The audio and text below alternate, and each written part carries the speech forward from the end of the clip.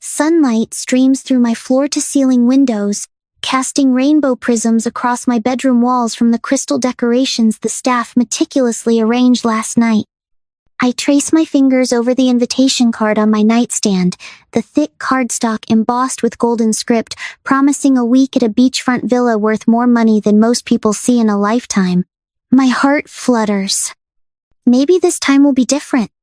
I slip out of bed, my bare feet sinking into plush carpet. The mansion is quiet except for the soft whir of central air and distant footsteps of the cleaning staff. Balloons and soft pastels bob gently against my ceiling, and wrapped presents gleam on my marble dresser. 16. I'm finally 16. The mirror reflects back someone caught between childhood and adulthood, my dark waves pulled into a messy bun, olive skin glowing in the morning light. I straighten my shoulders, practicing the poised smile expected of a Harrington daughter. But my eyes betray me. Hazel irises unable to hide the desperate hope I've carried since I was little. That one day, just once, I'll matter as much as Savannah. My phone buzzes. A text from Emma wishing me happy birthday with about 50 heart emojis. I smile, warmth blooming in my chest. At least someone remembers without being reminded by the staff's decorations. I make my way downstairs, each step measured and graceful like Mom taught me. The grand foyer stretches before me, all soaring ceilings and gleaming marble. But instead of my parents waiting with birthday wishes, there's only Savannah. My sister leans against a pillar, golden hair perfectly styled even at this hour. Her smirk sends ice down my spine. Morning, birthday girl. Her voice drips honey-sweet venom. Mom and Dad left you something. I freeze halfway down the stairs. Where are they? Oh, they had to run out. Savannah straightens, producing a folded paper from behind her back. But they made sure to leave you a special list. My stomach drops as she holds it out. Not an invitation, not birthday wishes, a chore list. 2 pages, neatly typed. The room spins violently. My vision narrows to pinpricks, blood roaring in my ears. Every detail hits like a physical blow.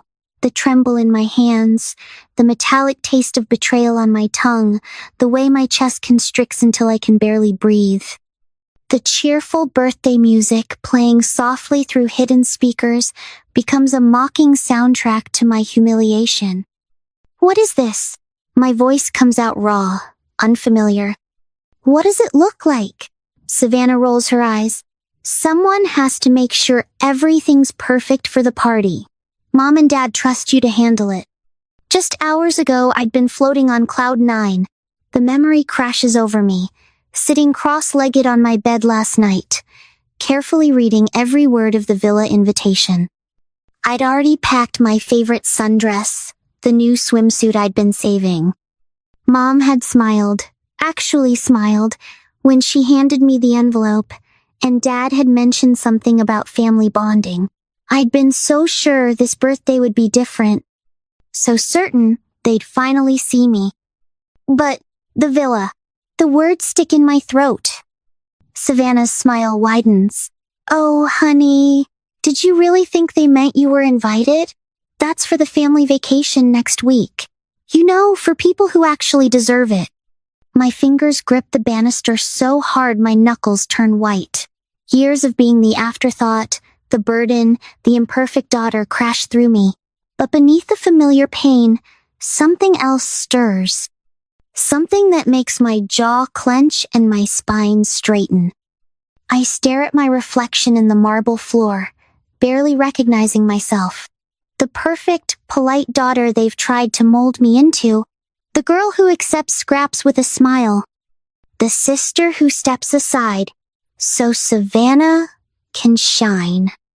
Number not anymore. My hand crushes the paper into a ball. The sound of crinkling pages echoes through the foyer like a battle cry. I stand at the foot of the grand staircase, its sweeping arc suddenly symbolic of all the choices before me. The safe path, stay quiet, do what I'm told, keep hoping they'll love me. Or the terrifying unknown. Fight back, stand up, risk everything. What will I do now? The question pounds in my head like a drumbeat. How do I even begin to fight back against the perfect family facade they've built? I look down at the crumpled paper in my fist. This ends now, and they'll never see it coming. I scan the crumpled chore list for the 100th time, my eyes catching on details I missed before. The tasks aren't random, they're calculated. Each item strategically placed to keep me away from specific areas of the house at certain times. Away from Dad's study during his important calls. Away from the dining room during family dinners. Away from anywhere I might overhear something I shouldn't. My bedroom feels like a crime scene, papers scattered across my usually pristine desk. Old report cards showing straight A's lie next to newspaper clippings of Savannah's charitable work. Family photos where I'm positioned just slightly off-center, a shadow to Savannah's spotlight. The evidence has been here all along, waiting for me to connect the dots. Something cold settles in my stomach as I uncover a letter from last semester. My academic counselor's praise for my exceptional performance despite challenging circumstances sits next to a sticky note in Mom's elegant script. Perfect for damage control if anyone asks questions. I push back from my desk, mind racing. They've been using my academic success as a shield. Look at how well Lily's doing in school. Clearly there's nothing wrong at home. My hands shake as I realize how long this manipulation has been going on. The house is quiet, too quiet. Through my window, I watch Mom's Mercedes glide down the circular driveway, Savannah in the passenger seat. They'll be gone for hours at their usual spa day. Dad's at the office until late. The cleaning staff won't arrive until tomorrow. My heart pounds as I slip into Dad's study. The room reeks of leather and power, all sleek modern furniture and expensive art. His computer sits like a sentinel on the massive desk. I've seen him type his password 100 times, watching from the doorway while pretending to dust the shelves. Another core designed to keep me busy. The screen flickers to life. My fingers fly across the keyboard, muscle memory from years of observation guiding them. I'm in. The first email makes my blood run cold. Villa arrangements. Jonathan, everything's set for Savannah's exclusive weekend. The staff has been instructed to maintain complete privacy. As discussed, we'll ensure all social media posts emphasize the family aspect while keeping Lily occupied with her academic commitments. The usual transfers have been arranged.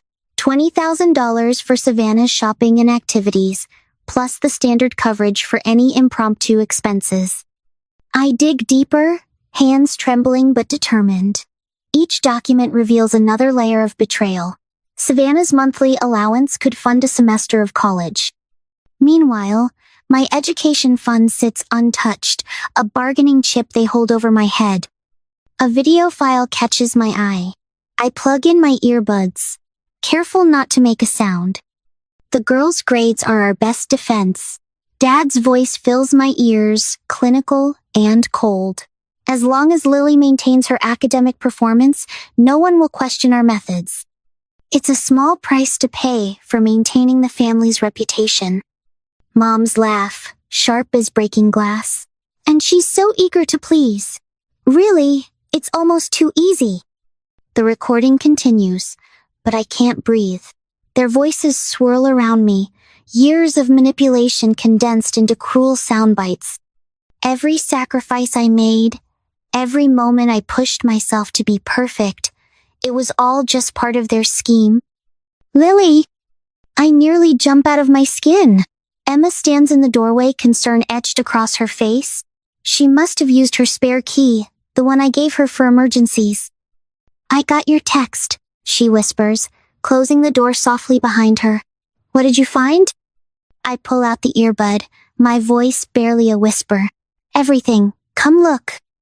Emma settles beside me, her familiar presence anchoring me as we scroll through the evidence of my family's betrayal. Each new document feels like another nail in the coffin of my old life, the life where I still hoped they might love me someday. "We need to save this," Emma says, her voice hard with anger. She pulls a USB drive from her backpack. All of it. As we copy the files, a new email notification pops up. The sender's name makes my stomach lurch. Mr. Coleman, the family lawyer. The message is brief but clear. Any disruption to the established arrangement will result in immediate consequences. Your academic future hangs in the balance.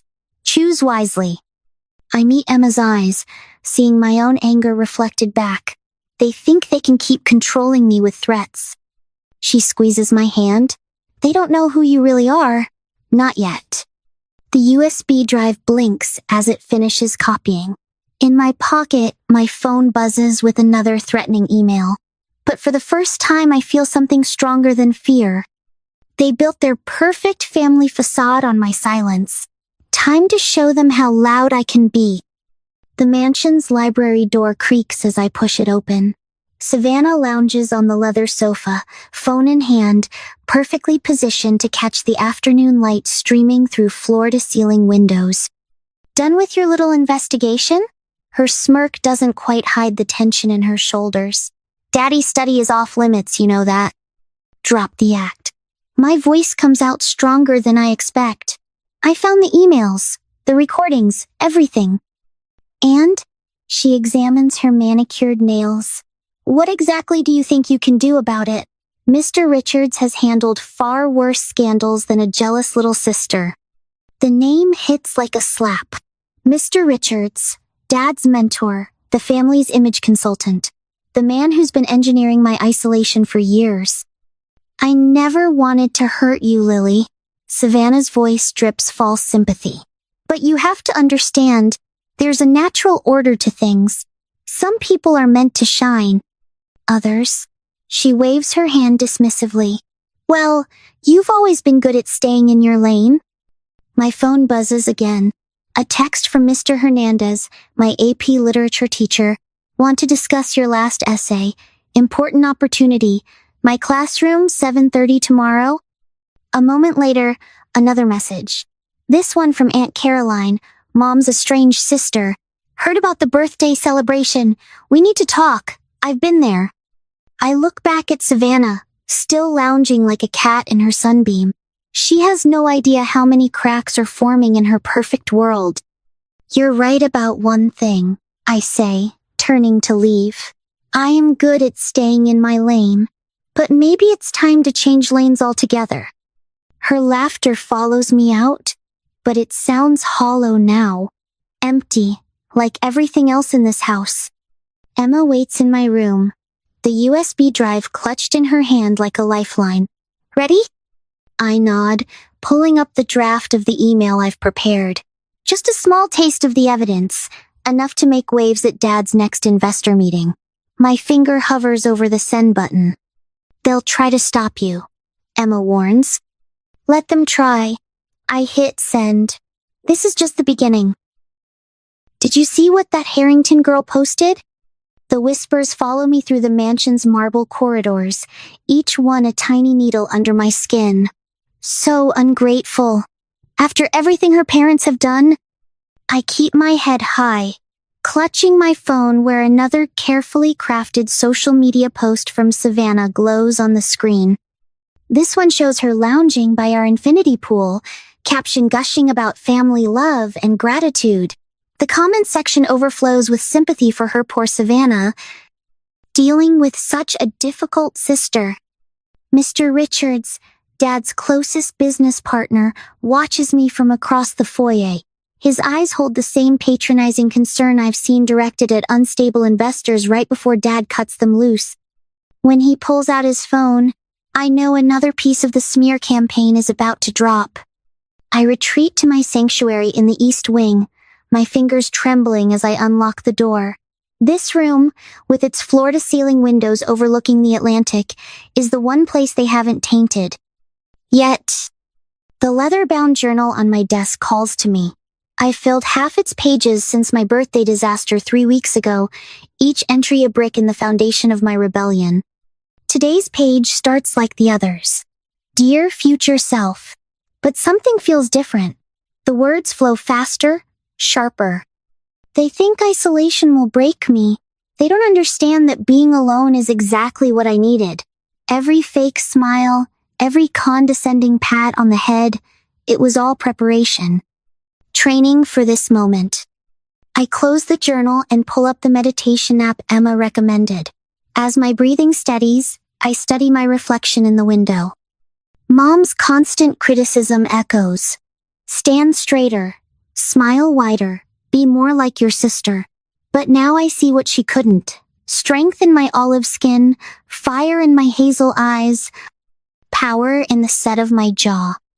The grandfather clock strikes 3. Time for the confrontation I've been planning all week. Savannah lounges in the library's leather armchair like it's a throne, scrolling through her phone with practiced disinterest. The late afternoon sun streams through stained glass, casting colored shadows across leather-bound first editions and priceless artifacts. Our family's carefully curated sophistication on display. We need to talk. My voice doesn't waver. She glances up, lips curving into that familiar smirk. About your little tantrum on Instagram? God, you're so embarrassing. About 16 years of lies. I plant myself in front of her, blocking her escape route. About how you and Mom and Dad systematically destroyed every chance I had at. Destroyed? She laughs, but there's an edge to it. We gave you everything. Private schools, dance lessons, that ridiculous art camp. Scraps. The word explodes from me. Everything you didn't want. Every opportunity that wasn't good enough for precious Savannah first. She stands, using those 2 inches of height difference like a weapon. You're delusional. This is exactly why they didn't invite you to the villa. You're unstable. Really? I pull out my phone, fingers steady now. Is that what the country club board would think when they see the real numbers? How much Dad spends on your hobbies versus my education? The blood drains from her face. You're bluffing. Try me. The silence stretches between us, heavy with years of unspoken truth. When she finally speaks, her voice has lost its honey-sweet venom. You'll never win this. No one will believe you over us. I meet Emma at Cafe Luna, our usual spot 3 blocks from the mansion. The afternoon crowd provides perfect cover. No one from the country club would be caught dead in a place with mismatched mugs and local art on the walls.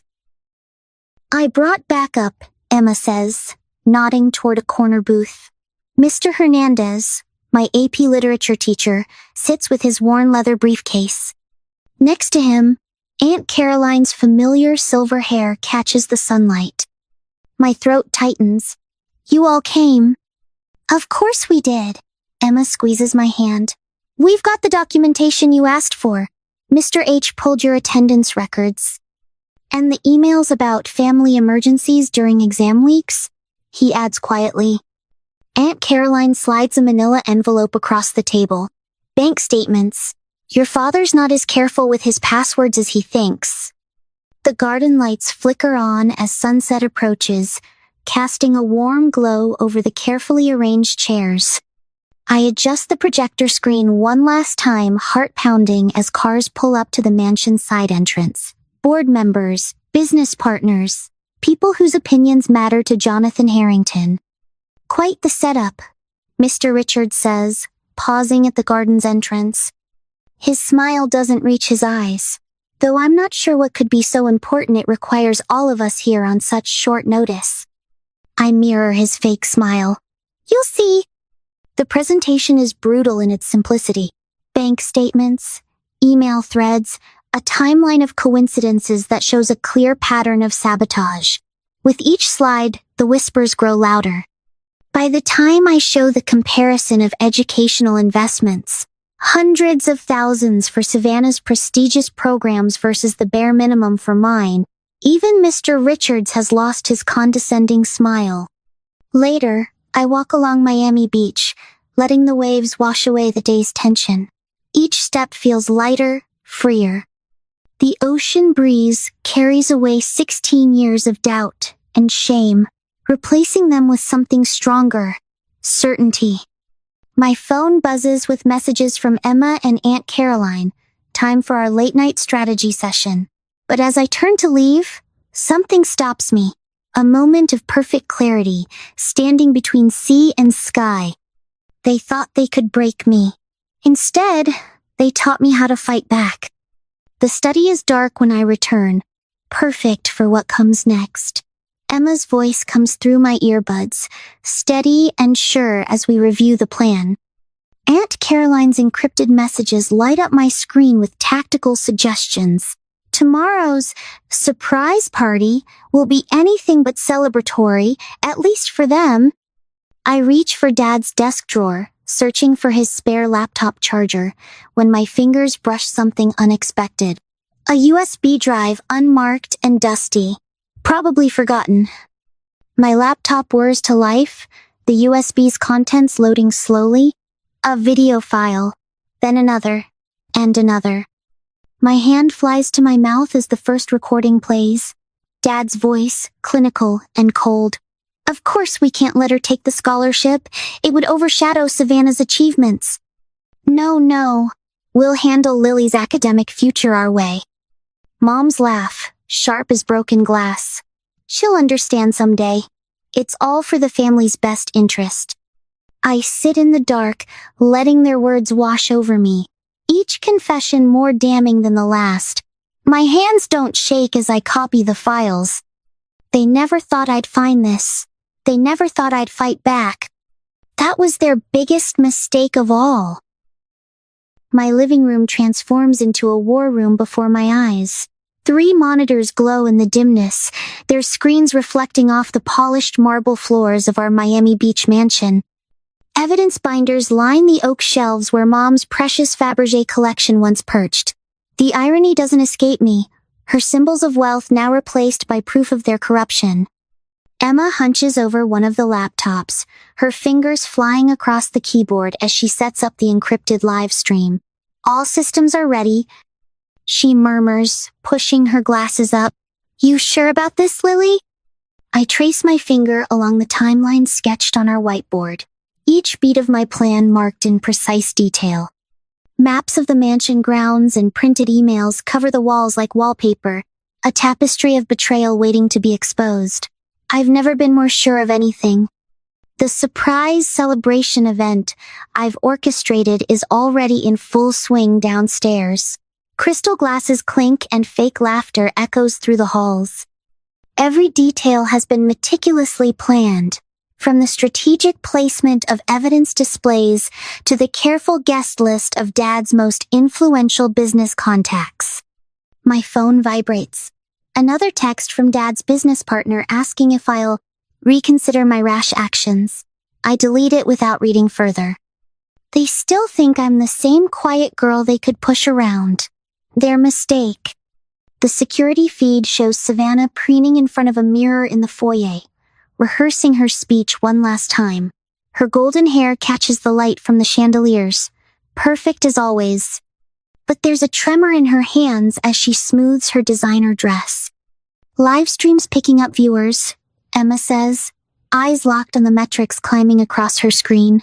Words getting out. We've got over 5,000 people watching already. I straighten my shoulders, checking my reflection in the darkened window. My dark waves fall loose past my shoulders, no more innocent ponytail. Dark eyeliner rings my hazel eyes like war paint. The girl who used to shrink from confrontation is gone. The celebration space I've designed is a masterpiece of irony. Elegant decorations blend seamlessly with carefully placed evidence displays. Printed emails peek out from between flower arrangements. Financial records nestle behind crystal champagne flutes. Every corner tells a story of deception. The guests arrive in waves of silken diamonds, Miami's elite gathering for what they think is just another charity event. If they only knew. Every influential business figure Dad's ever courted, every socialite Mom's ever tried to impress, They're all here to witness the facade crack. I spot Mr. Richards, Dad's closest ally, glad-handing near the champagne fountain. His booming laugh carries up the stairs, but I catch the way his eyes dart around the room. He knows something's coming. They all do. The screens behind the makeshift podium glow to life as the techs run their final checks. In less than an hour, those same screens will display every damning email, every secret recording that proves what this family really is. My heart pounds against my ribs, but my hands are steady as I pull up the first file. 5 minutes until Savannah's speech, Emma warns, then adds, "Social media's blowing up. The hashtag is trending." I nod, sliding the final USB drive into place. Time to give my dear sister the spotlight she's always craved. The marble staircase stretches before me like a runway. Each step down feels like crossing a threshold, from victim to victor, from pawn to player. The whispers fade as I emerge into the foyer, heads turning to track my entrance. Savannah's perfectly practiced smile falters when she sees me. For a fraction of a second, uncertainty flickers in her eyes. Good. Let her wonder. Let her worry. She takes the podium like she's accepting an Oscar, all graceful movements and false modesty. "Thank you all for coming tonight," she begins, her voice dripping honey. "Our family has always believed in excellence, in pushing ourselves to achieve more." I position myself by the control panel, watching the seconds tick down. Emma's voice comes through my earpiece. "Ready when you are." Savannah's reaching her crescendo, arms spread wide as she proclaims, "Everything we do is out of love." My finger hovers over the button. A lifetime of swallowed tears and silent rage crystallizes into this single moment of crystal clear purpose. "Now," I whisper. The screens behind her explode with color. Emails, bank statements, voice recordings. Her voice dies mid-sentence as the first video clip plays, her own words condemning her. "Of course we never meant to include her. She's just not family material." The crowd's murmurs turn to gasps. Champagne glasses freeze halfway to lips. Mr. Richards' face goes ashen as his own emails flash across the screen. Then Marcus Chen stands up, CEO of Miami's largest tech company and Dad's most important business connection. His voice cuts through the chaos. "Is this true, Savannah? These recordings of your father discussing academic fraud?" Savannah's mouth opens and closes, but no sound comes out. The perfect princess, finally speechless. "I've seen enough." Marcus's words crack like a whip. "My company cannot be associated with this kind of behavior. Consider our contracts terminated." It's like watching dominoes fall. Other business leaders stand, phones already out, distancing themselves from the scandal. Savannah's supporters huddle in corners, whispering frantically. The carefully maintained facade of power crumbles brick by brick. Savannah spins toward me, her mask finally cracking. For the first time in my life, I see real fear in my sister's eyes. I hold her gaze as her carefully constructed world continues to collapse. "Happy birthday to me," I mouth silently. The chaos is beautiful. My phone buzzes again, but this time it's not a threat. The anonymous message makes my breath catch. "There's more. So much more. Check your secure email. This goes deeper than even you know." I smile as the screens continue their relentless display of truth. They never saw me coming. And I'm just getting started. The laptop screen flickers in my darkened bedroom, casting harsh shadows across my face as I stare down my family. Savannah's perfect golden waves frame her face like a crown, while Mom and Dad flank her in the Miami Beach office's pristine conference room. The contrast between their polished appearance and my quiet strength makes my fingers curl against my desk. "Lily, darling," Mom's voice drips artificial sweetness through the video call. "We're only thinking of your best interests. You know that, don't you?" I trace the edge of the USB drive in my pocket, the one containing every shred of evidence I've gathered. Its weight grounds me as Dad's icy tone cuts through the speakers. The social obligations of our position require certain sacrifices, he says, shuffling papers with manufactured casualness. Your sister understands this. Why can't you? The words that once would have shattered me now bounce off like rain on glass. In the background, Mr. Richards hovers like a well-dressed vulture, nodding along with every manipulative statement. I study their faces, memorizing every micro-expression of desperation poorly masked as concern. My phone buzzes another message from Mr. Coleman, the family lawyer. The screen lights up with thinly veiled threats about my college fund, about legal action that could drain every penny I have. On my laptop, social media notifications pop up in a steady stream.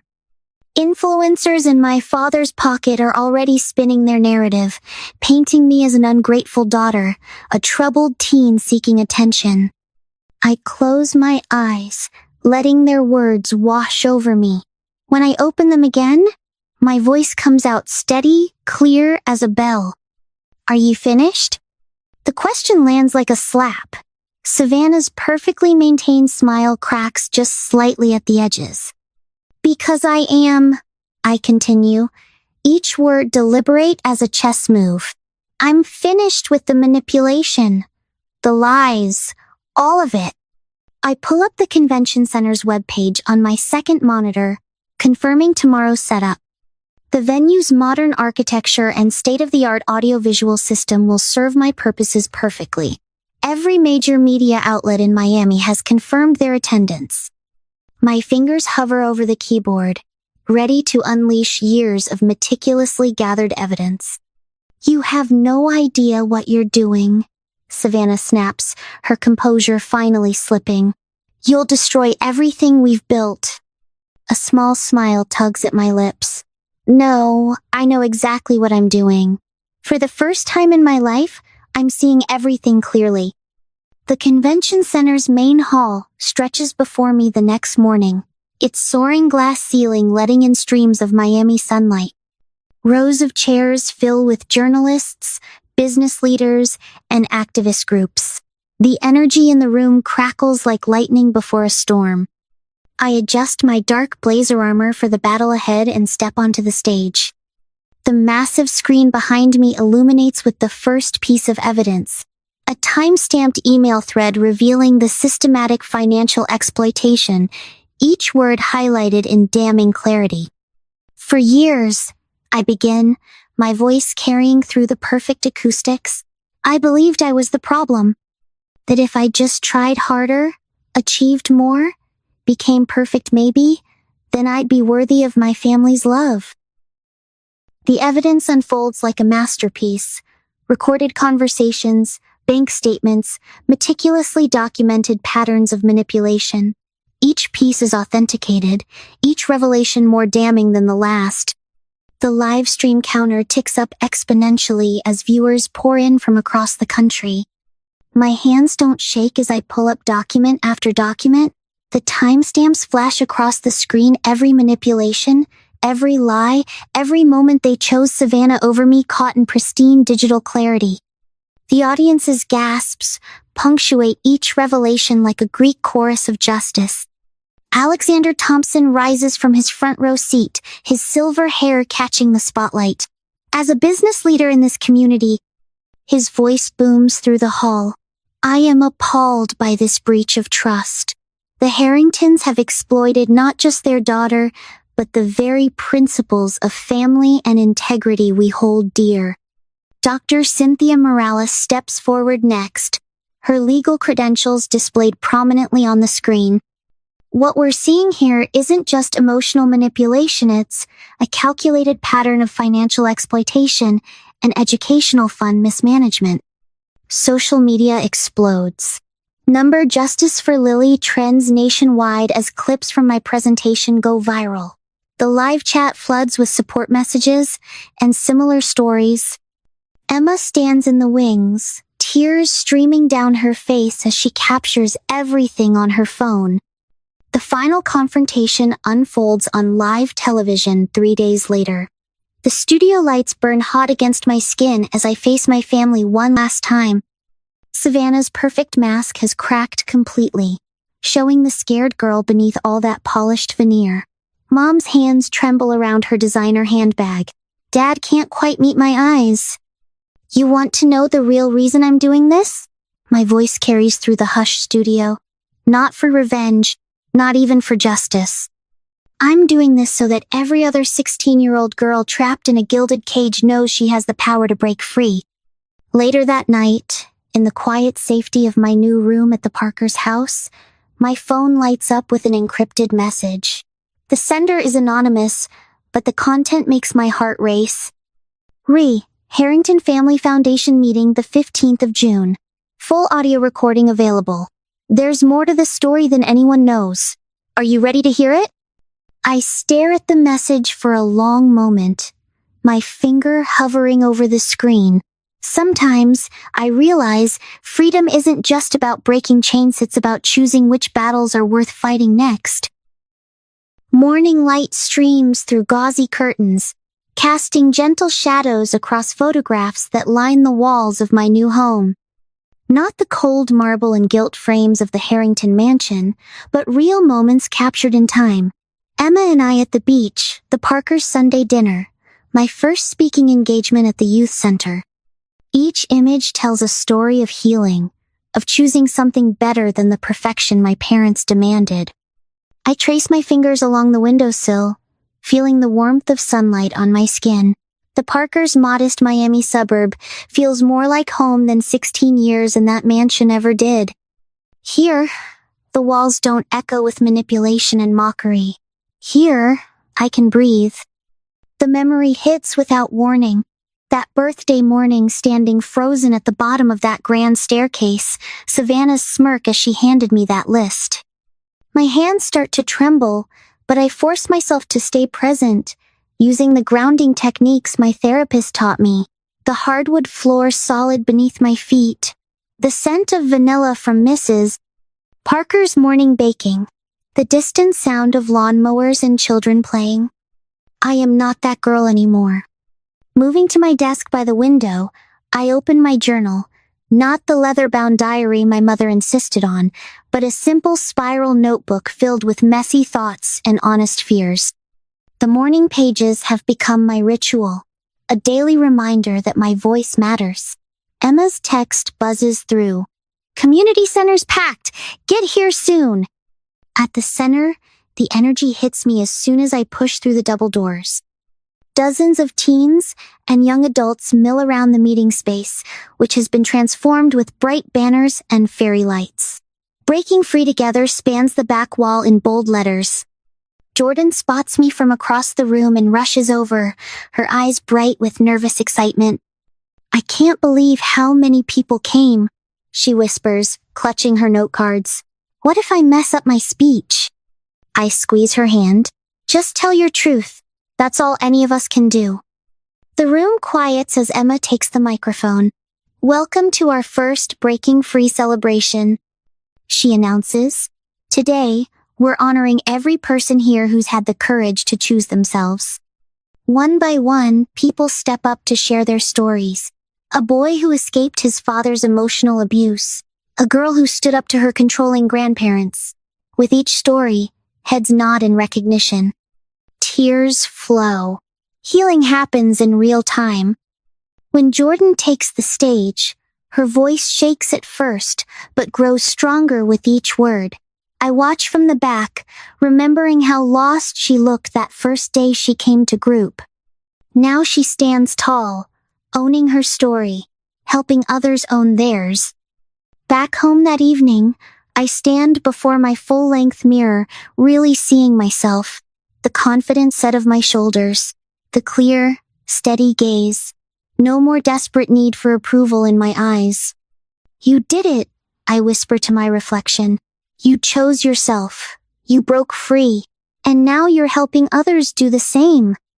Moving to my desk, I adjust my camera and hit record. The red light blinks, waiting. Hey everyone. I begin, my voice warm and steady. Today at our Breaking Free celebration, I witnessed something incredible. I saw strength. I saw courage. I saw healing. I leaned closer to the camera, thinking of everyone out there still trapped in silence. Your story matters. Your voice matters. You matter. If you're watching this and wondering if you can break free too, yes, you can. Share your story in the comments below. Let's build this community together. Ending the recording, I turned to my vision board. Among the news clippings and research papers, new dreams take shape. Expanding the youth program, starting a scholarship fund, building a network of safe houses. The evening sun paints my room in shades of possibility. Through my window, I hear the Parker family setting up for dinner. Real laughter, real love, real family. My chosen family.